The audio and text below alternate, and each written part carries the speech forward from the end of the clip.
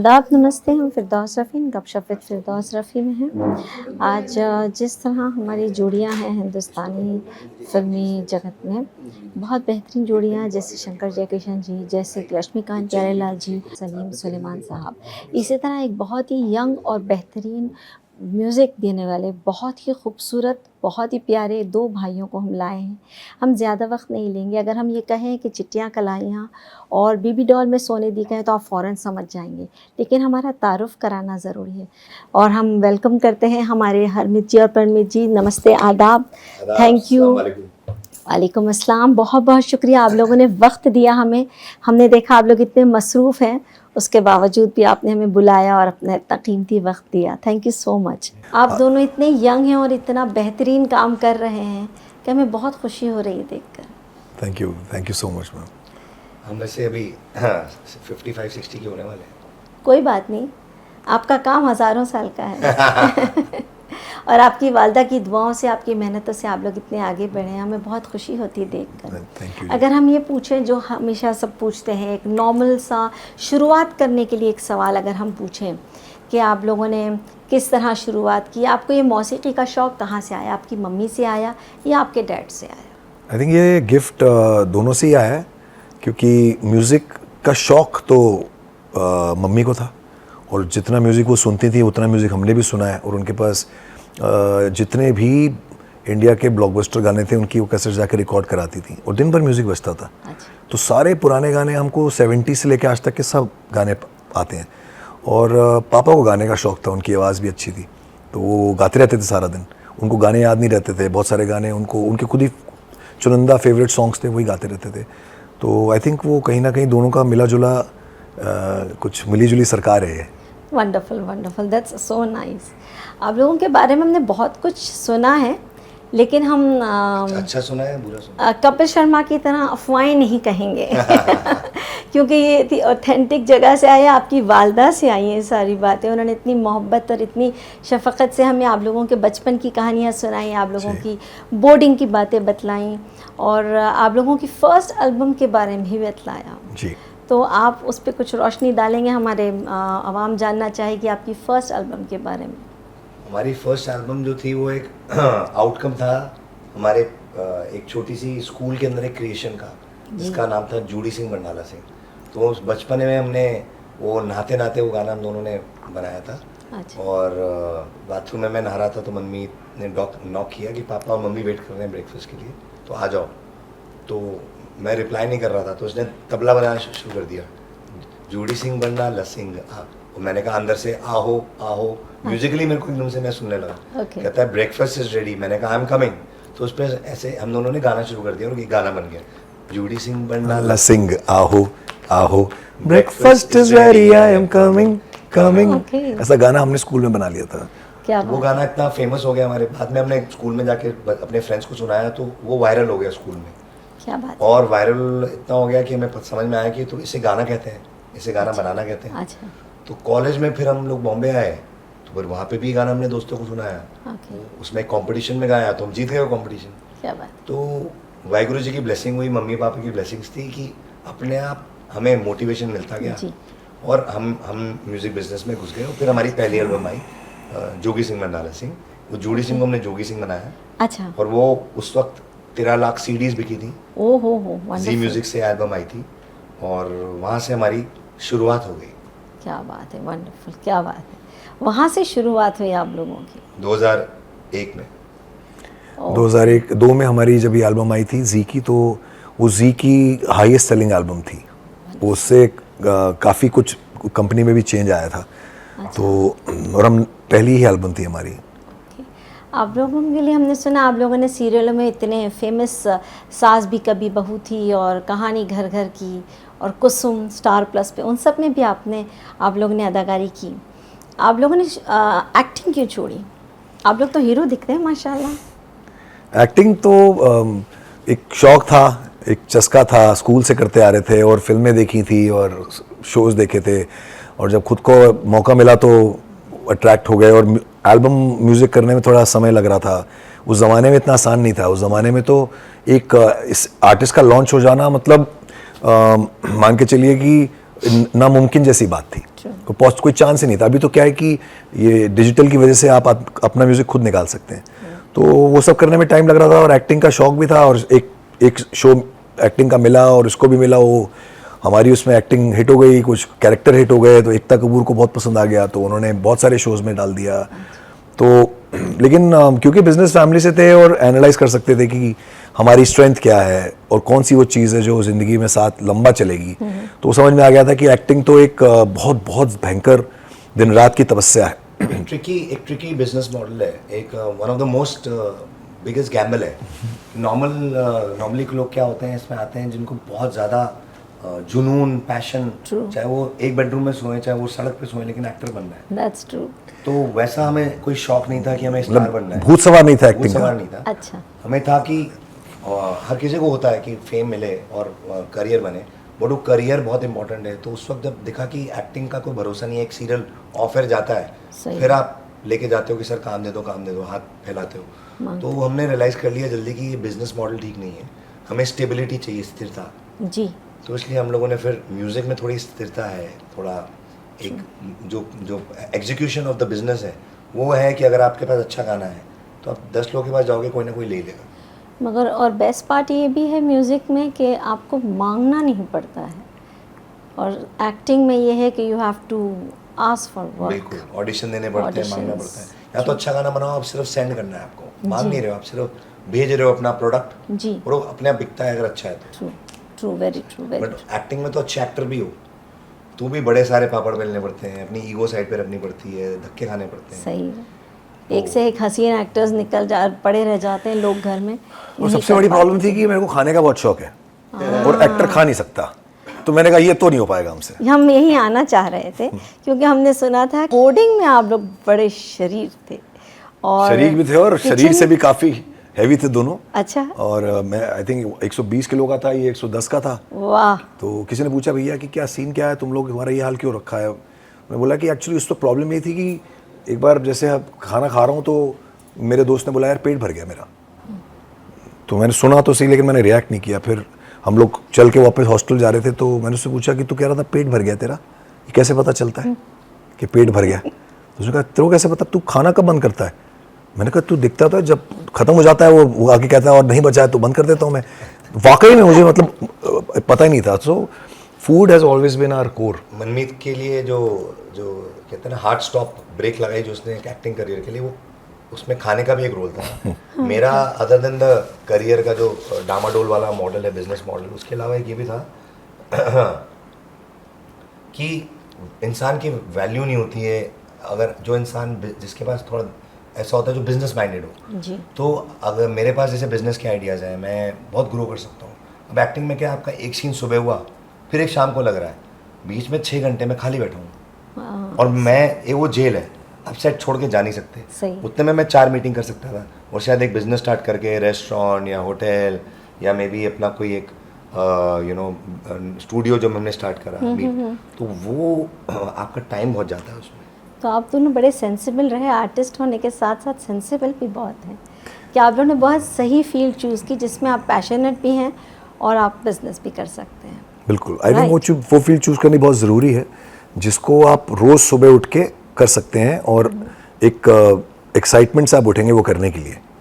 तभी जो लोग हम सुनते हैं ना मिडिल एज क्राइसिस हो गई है जी, वो इसीलिए होती है क्योंकि जो हमारे हिंदुस्तान में एक रिवाज है कि भाई ग्रैंडफादर फादर का बिजनेस था तो बेटा भी वही कर रहा है। अब बेटे का एक्चुअल स्किल है वो तो किसी ने ढूंढने की कोशिश करी भी नहीं, तो बच्चे को तो नहीं पता होता, उसको बचपन से बता देगा देख बेटा हमारा बहुत धंधा है, तूने यही चलाना है। तो फिर वो जब वो करता है सिर्फ पैसा और उससे आदमी का पेट नहीं भरता, क्योंकि अगर आपका पैशन इन्वॉल्व नहीं है तो फिर 40 में आके आदमी लगता है सब कुछ है लेकिन लाइफ में कुछ बचा नहीं। So that's what typically is mid life crisis. और मैं ये नहीं चाहूँगा कि आपके ऑडियंस को ये लगे कि हम डिस्करेज कर रहे हैं एक्टिंग, ये हम अपना एक्सपीरियंस बता रहे हैं। क्योंकि क्या है कि जिनको एक्टिंग का जुनून है जी, और जो रेडी टू सैक्रिफाइस, कहते हैं ना कि अपनी ज़िंदगी दाव पे लगाने के लिए, जी जी, कई लोग हैं जिनको मज़ा आता है कसिनो में जाके गैम्बल खेलने में और करोड़पति बन जाते हैं जी। कई लोग हैं जो यहाँ से सऊदी या कहीं अलास्का में चले जाते हैं जंगलों में और वहाँ जाके बिलियनर बन के आते हैं। राइट। वो रिस्क लेते हैं, वहाँ उल्टा भी पड़ सकता है।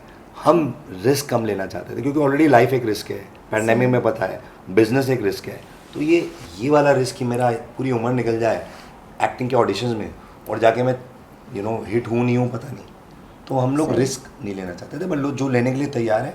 एक्टिंग बहुत ही ब्यूटीफुल प्रोफेशन है। I agree.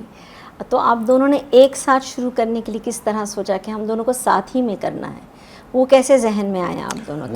वो तो ऊपर से कॉल आता है, हम हमारे बस की तो कुछ भी नहीं है। तो आप दोनों की सोच एक है? एक्चुअली उस टाइम पे मेरा इतना था नहीं कि म्यूज़िक में, थोड़ा एक्टिंग की तरफ ज़्यादा लीन हो रहा था मैं, और वो हरमीत ने थोड़ा पुश किया कि नहीं म्यूज़िक करो और फिर कि अपन साथ में ही करेंगे, तो वो आई थिंक वो इसके एफर्ट से ज़्यादा हुआ।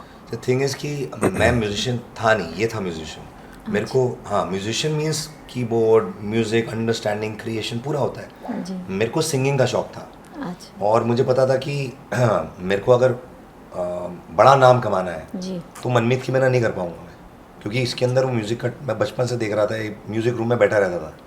ओ और मुझे पता था मैं एग्रेसिव हूँ, मैं बिजनेस ला सकता हूँ, मैं गाने गा सकता हूँ, मैं स्टेज पे एंटरप्राइजिंग हूँ, परफॉर्मेंस एक पार्ट में संभाल सकता था, बट एक पार्ट में मैं अधूरा था।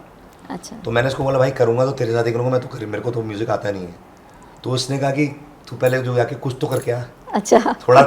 थोड़ा सा कुछ मीटिंग रख, जाके मेहनत जी। करेगा। नहीं, अरे अब सोचिए ना उस जमाने में अब जिस जमाने में ये मोबाइल्स भी नहीं थे, अब वहां पे ये कह रहा है कि हम म्यूजिक करेंगे। करेंगे। मैंने कहा कैसे करेंगे, कहाँ करेंगे? तो उसने बोला करेंगे। मैंने कहा तो ठीक है करके दिखा, फिर तू अगर तू कुछ क्रिएट कर देगा तो कर लेंगे। तो ये टाटा एलो पेजेस होती थी उस जमाने में, जिसमें सारे नंबर्स होते थे। तो ये दिन भर बैठ के मैं आ रहा हूँ तो कॉल करने, किसको कॉल कर रहा है? तो कह रहा है वो स्टूडियोज ढूंढ रहा हूँ। मैंने कहा उससे क्या होगा, ये स्टूडियोज ढूंढे, वहाँ एक म्यूजिक डायरेक्टर मिल गया, फिर वहाँ ले गया मुझे कि उसने बुलाया चलो। मैंने कौन है भाई? कह रहा अनजान चलो। आदमी है। अच्छा। तो लोग जानते भी नहीं। तो ऑफ कोर्स नहीं जानते थे, एक टाटा एलो पेजेस से। Dimpy Yellow Dimpy Pages। करके कोई थे सरदार जी, उनसे तो बहुत साल टच में भी था। अच्छा। उनको सीधे टाटा एलो पे जिससे फ़ोन किया, और बैंड्रा के कोई वो थे जी। स्टूडियो के, तो उन्होंने कहा हाँ जी दसो जी। तो मैं उससे पहले 50 फ़ोन कर चुका था। वो कहता भाई आप हमें क्यों फ़ोन कर रहे हो, बम्बई में आए हो, हमें क्या लेना देना। अच्छा। उन्होंने कहा चल बेटा आ जा संडे को, अच्छा। मैं तेरे को किसी से मिलवा दूँ। मैंने कहा सर मुझे आपके 2 मिनट ही चाहिए, किसी से मिलवा दो आप। अच्छा। हो सकता है आपके आशीर्वाद से कोई बड़ा ब्रांड बन जाए इंडिया में, आपको 2 मिनट देने हैं। कहता चल तू आ जा, मैं तेरे को मिलवा देता हूँ। उन्होंने ऐसे ही किया, 2 मिनट में मिलवा दिया। वो अपने काम में बिजी हो गए। अच्छा। फिर वो जिसके मिले उनकी लुंगी पर लटक गए। हमने कहा सर हमें प्लीज़ गाना बनवा दो। अच्छा। तो फिर उन्होंने, वो आर.डी. बर्मन के मैनेजर थे, वो वहाँ आए हुए थे रिकॉर्डिंग। भरत भाई को जानते हैं? भरत भाई जी आए ना, भरत भाई। तो भरत भाई, वो थे वहाँ पे, और उनके साथ एक म्यूजिक डायरेक्टर था संजीव श्रीवास्तव। तो अच्छा। भरत भाई ने फिर संजीव जी को बुलाया। तो संजीव जी ने हमें, वो बड़े खड़ूस टाइप के थे, बहुत अच्छे इंसान लेकिन थे खड़ूस। तो उन्होंने फिर हमें अच्छा टाइट किया। उन्होंने कहा बेटा ऐसा ऐसा करना पड़ेगा। थे हमारी उम्र के लेकिन बेटा करके बुला रहे थे। अच्छा। कहते बेटा ऐसा करना पड़ेगा। हमने कहा ठीक है। तो उन्होंने फिर हमसे 2 गाने बनवाए, जोगी सिंह मनाला सिंह और तना। अच्छा। स्क्रैचेस बनवाए हमसे, अच्छा। और वो डेमो होता है, वो डेमो बनवाया हमने, और वो सुनाया जाके 15 कंपनियों को 2 साल तक धक्के खाते रहे। ओहो। तो जूते चप्पल घिस गए, मड़े गए लोगों के पास। फिर जाके अनुराग कश्यप के भाई अभिनव कश्यप, उन्होंने, और एक सुनील थडानी, उन लोगों ने हमें मिलवाया अजीज से। अच्छा। ये तो तीन- वहाँ से शुरुआत। और जी ने हमारा उस टाइम पे पूरा, क्योंकि उस जमाने में एक एल्बम निकालने में 1 करोड़ रुपए का खर्चा मिनिमम आता था, और 1 करोड़ मतलब आज का हो गया, मान के चलिए आप 15-20 करोड़। बेशक। तो बहुत बड़ी इन्वेस्टमेंट है, और वो भी किसी 2 नए लड़कों पर। तो उन्होंने हमको बहुत बार बुलाया, हमसे बोले पहले गा के बताओ, लाइव गा के बताओ, डांस करते हुए गा के बताओ, ऐसे करो। बहुत टेस्ट लिया हमारे। तो हम लोग तो एंथुजियास्टिक तो हो ही चुके थे तब तक। तो गाना जो बन गया था वो हम समझ गए थे गाना बहुत अच्छा है।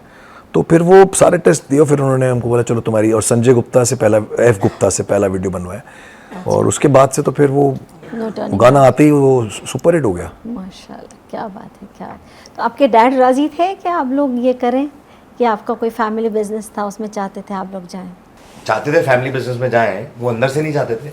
लेकिन बहुत ज़्यादा मना भी नहीं करा उन्होंने सपोर्ट करा। Okay. मम्मी के कहने पर, मम्मी समझा देती थी। हमारा ऐसा वो होती थी, जरिया मम्मी रहती जरिया थी। मम्मी। हाँ ऑफ कोर्स। मम्मी को फोन करते थे कि मम्मी देखो ऐसा ऐसा करना चाह रहे हैं। तो मम्मी बात करती है, सुनो जी। तो मम्मी को पढ़ती थी, ओए तू चुप रह। फिर मम्मी का एक आंसू टपकता था, फिर उनको दुआ आ जाती थी। फिर कहते अच्छा चलो बच्चों को करो कर ले। तो मम्मी के आंसू काम आ गए। मम्मी के आंसू की वजह से ये सोफा है। आए। नहीं, मगर एक बात हम बीच में कहेंगे कि आप दोनों की इतनी तारीफ़ें होती हैं कि आप अपनी वालदा की इतनी इज़्ज़त करते हो, इतना प्यार करते हो और इतना साथ देते हैं। I am a mother and I am a grand mother, and I really feel कि आज हम आप लोगों से मिलने आ रहे थे, हमें ऐसा लग रहा था हम फ़ज़ैल से मिलने जा रहे हैं, हमारे फ़ज़ैल अमेरिका में। आप लोग इतनी मोहब्बत करते हैं अपनी मम्मी से, और आप लोग इतनी मेहनती बच्चे हैं, आप लोगों ने इतना स्ट्रगल किया। और हमारे ख्याल से जो इंसान स्ट्रगल करके आगे बढ़ता है, अपने बल पर परवान चढ़ता है, उसकी बात ही अलग होती है। आप लोगों की कुछ प्लान्स ऐसे हैं, आप लोगों की पिछली लाइफ तो माशाल्लाह सभी जानते हैं, एक गूगल पे मीट ब्रदर्स डाल दो तो पूरे माशाल्लाह खुल ही जाता है।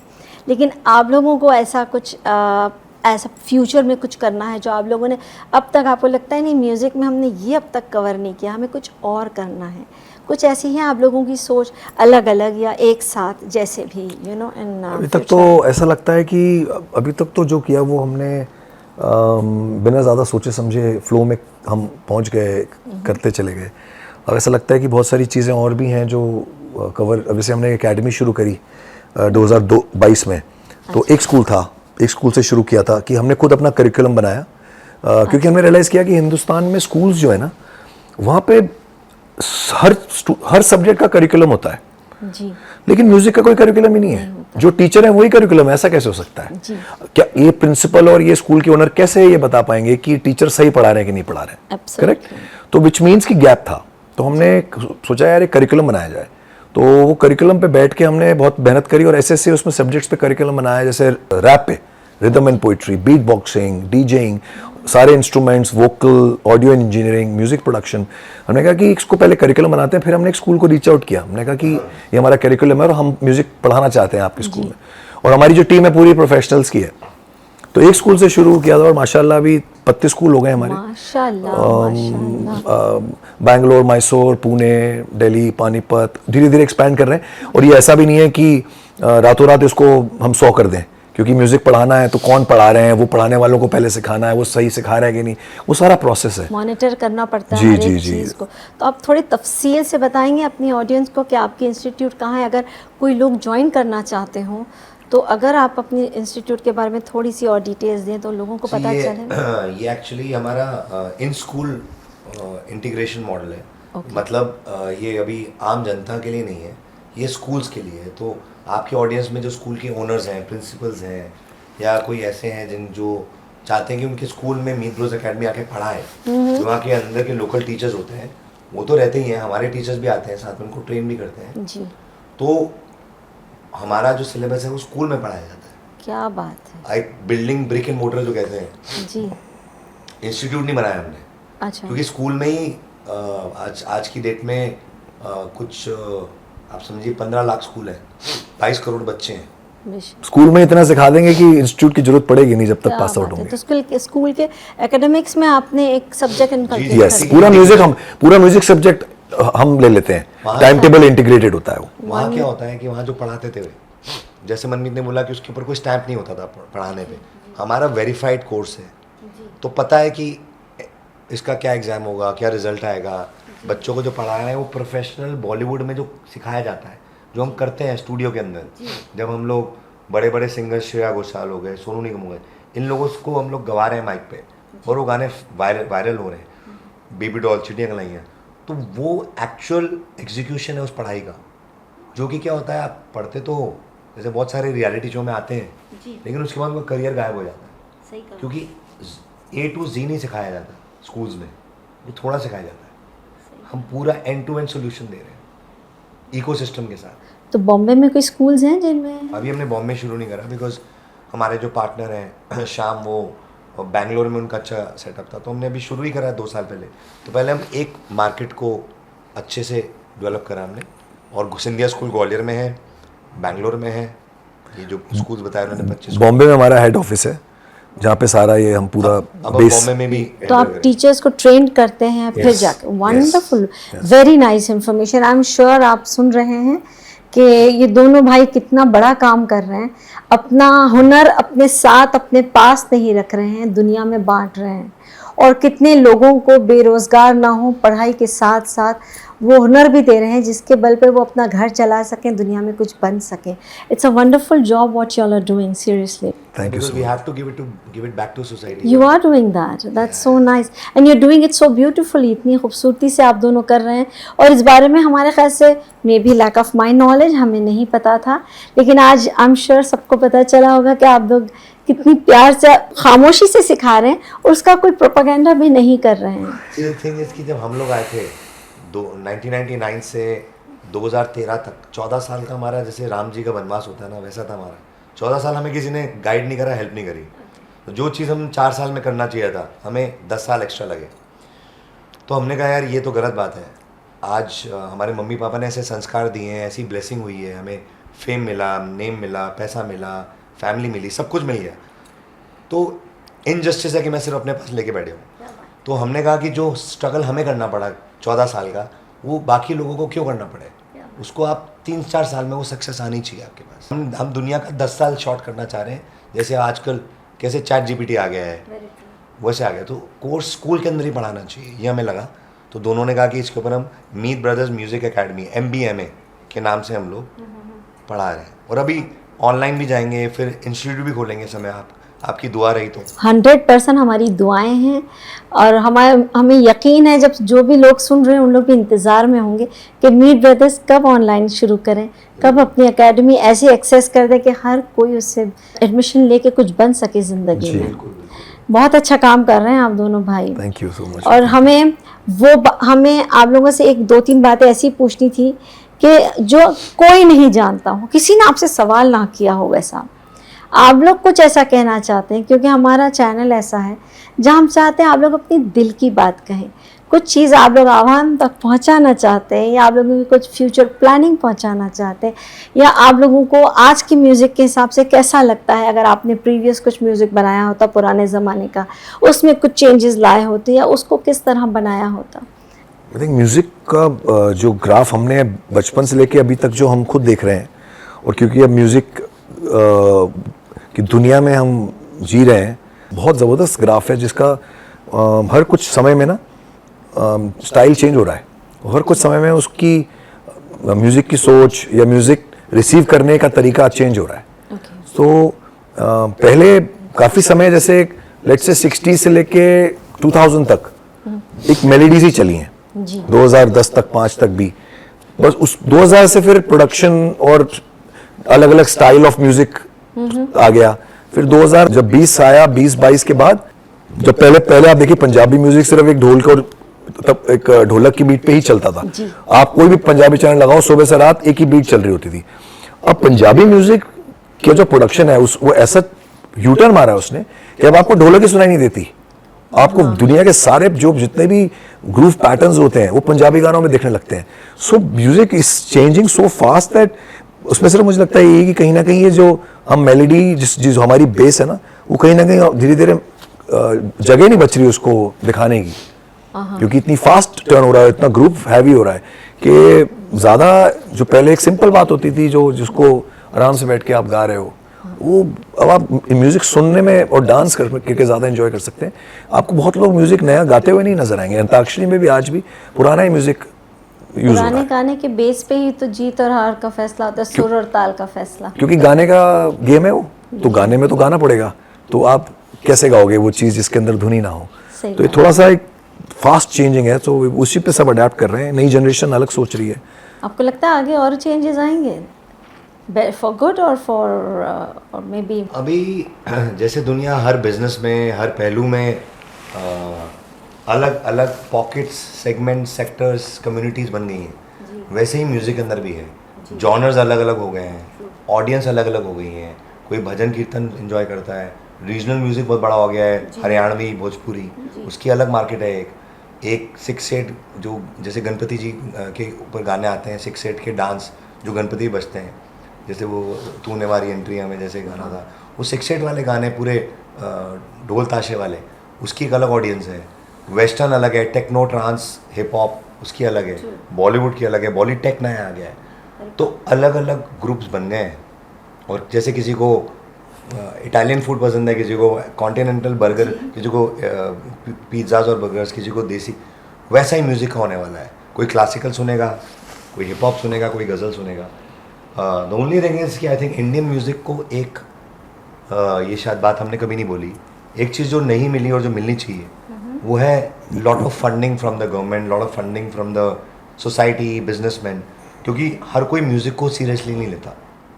और फ्री में कंज्यूम भी करता है, फ्री में consume literally. I agree with you on music that. हर पहलू में है. आप चाहे सुबह से लेकर रात तक आप उठो तो मोबाइल में, टीवी में, बैकग्राउंड में, गाड़ियों में, ऑटो में, रिक्शा में, म्यूजिक के बिना बिल्कुल सन्नाटा है. पिक्चर में भी बैकग्राउंड म्यूजिक के बिना अगर आप बैकग्राउंड रोज पिक्चर में मज़ा नहीं आएगा.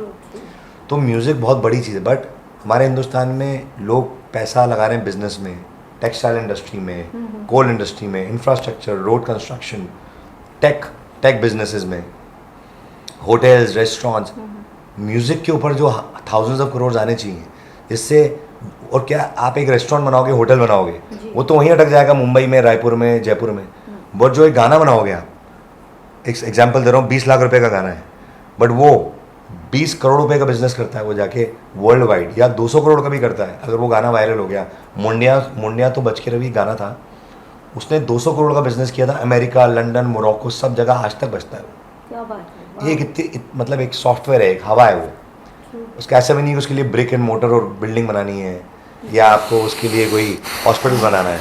एक हवा में एक आपने एक गाना अपलोड करा यूट्यूब पे और वो वायरल हो जाता है. तो बिजनेस के अंदर रिटर्न्स बहुत हैं, बट कोई आई थिंक इंटरेस्ट नहीं ले रहा समझने के लिए कि बिजनेस कितना बड़ा है. तो जिस दिन पैसा आ जाएगा, हमारे गाने आप देखोगे जो माइकल जैक्सन के लेवल के, जस्टिन बीबर के लेवल के जो वहाँ बनते हैं, जो एक सिंगर लेता है वहाँ पर 50 वो करोड़ हिंदुस्तान में भी बनते हैं उस लेवल के गाने, बनते हैं. बट पहुंचते नहीं है वो. पहुंचते नहीं है वो. मार्केटिंग प्रमोशन नहीं होती, क्वालिटी नहीं होती. Also- वार्नर इंडिया आ गया इंडिया में, वो उन्होंने वेस्ट को इंडिया से जोड़ दिया है. Warner music, they are doing very well.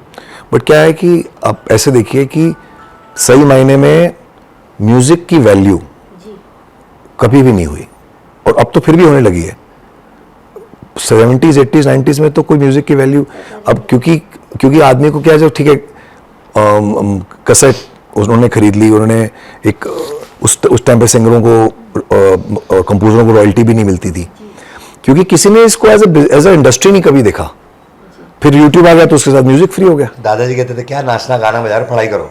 Exactly. मतलब ये तो साइड ही काम है, ये तो ऐसा काम है कि घूमने टहलने जा रहे हो. प्रोफेशन नहीं समझते. जो चीज, और आपको पता है वो कहने जा रहे हो आप. दुनिया का सबसे बड़ा एंटरटेनर है, नंबर 1 एंटरटेनर है म्यूजिक. म्यूजिक से बड़ा एंटरटेनर कुछ नहीं है. पिक्चर भी 2 घंटे की ना बनती है. कॉमेडी है, ना फिल्म इंडस्ट्री है, ना डॉक्यूमेंट्रीज हैं, ना प्लेज हैं, कुछ नहीं है. नंबर 1 इज म्यूजिक, जो सबसे ज्यादा कंज्यूम होता है, और सबसे मतलब maximum number of people consume it every day, and मतलब सबसे ज्यादा कंज्यूमेबल एंटरटेनमेंट है.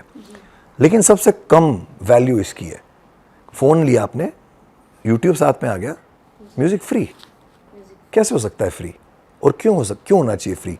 इसलिए हमारी जो हार्डकोर जो क्रिएटर्स हैं, आपको मैं बता भी नहीं सकता कि वो क्या, किस वैल्यू पे वो गाना बना के लेबलों को दे देते हैं. तो और ये चीज़ अब जो नए आर्टिस्ट आए हैं ना, वो इस चीज़ को समझते हैं, क्योंकि वर्ल्ड वाइड म्यूजिशियंस को अपनी परवाह हो गई थी बहुत साल पहले. उन्होंने फुट डाउन किया था, ये हमारी रॉयल्टीज़ हैं, ये हैं, वी आर दी ओनर, चाहिए तो बात करो, नहीं तो आगे बढ़ो. हमारे इंडिया के टॉप 5 लिरिसिस्ट में से मैं नाम नहीं ले सकता. बहुत अच्छे इंसान हैं, बहुत प्यारे इंसान हैं. उन्होंने हमारे काफ़ी गाने लिखे हैं. और इंडिया के टॉप 5, अब जैसे एक्टर्स में टॉप 5 आप समझ सकते हो, मैं नाम नहीं लेना चाह रहा. टॉप 5 एक्टर्स इंडिया के हैं.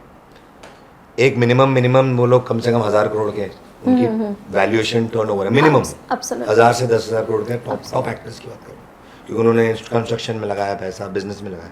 उनकी वैल्यूएशन जो नहीं, फिल्म्स में भी तो 100-200 करोड़ वहाँ से शुरू करके, मतलब उन्होंने बिजनेस में करके उनका एडवर्टाइजमेंट, रिबन कटिंग, शोज, उन्होंने 1000 से 10,000 करोड़ की अपनी एक फैमिली की आज वेल्थ है, पैसा है. वो जो हमारे लिरिसिस्ट हैं, जिनका गाना, एक गाना 100 करोड़ रुपए भी कमाता है, और अगर 10 गाने बनाते हैं वो 1000 करोड़ हो गया. और उन्होंने हज़ार गाने लिखे हुए हैं. उनको भी उतना भी पैसा कमा सकते हैं अगर सही तरीके से हुआ जाए, काम किया जाए, इन्वेस्टमेंट की जाए, रिटर्न्स आए, रॉयल्टीज आए. जो आदमी 1000 करोड़ उतना ही कमा सकता है जितना एक्टर कमा सकता है, वो लिरिसिस्ट स्कूटर पे आता है हमारे ऑफिस.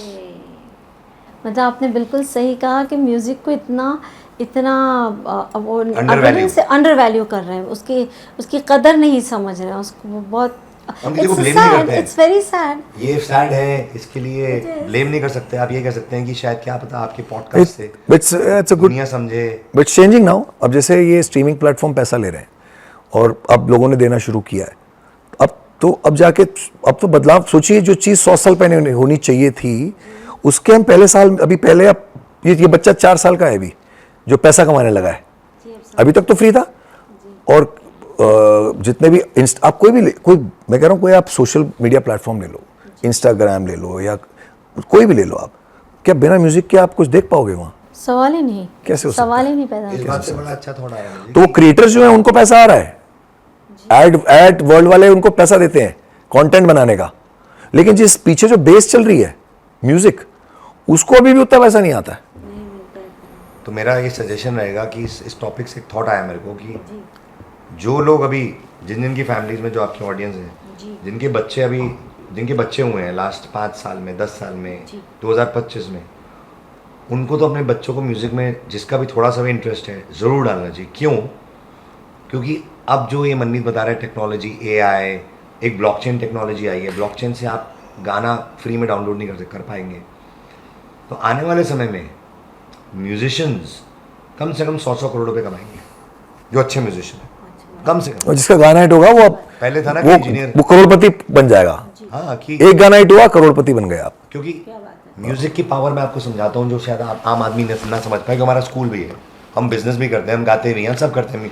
म्यूजिक में हमारा बिगेस्ट इकोसिस्टम है, studio, academy, talent management, events, live 101। हाँ, हमारा एक talent booking platform, take platform भी है, और तो 360D music video production house भी है, 7-8 कंपनियाँ हमारी म्यूजिक से रिलेटेड।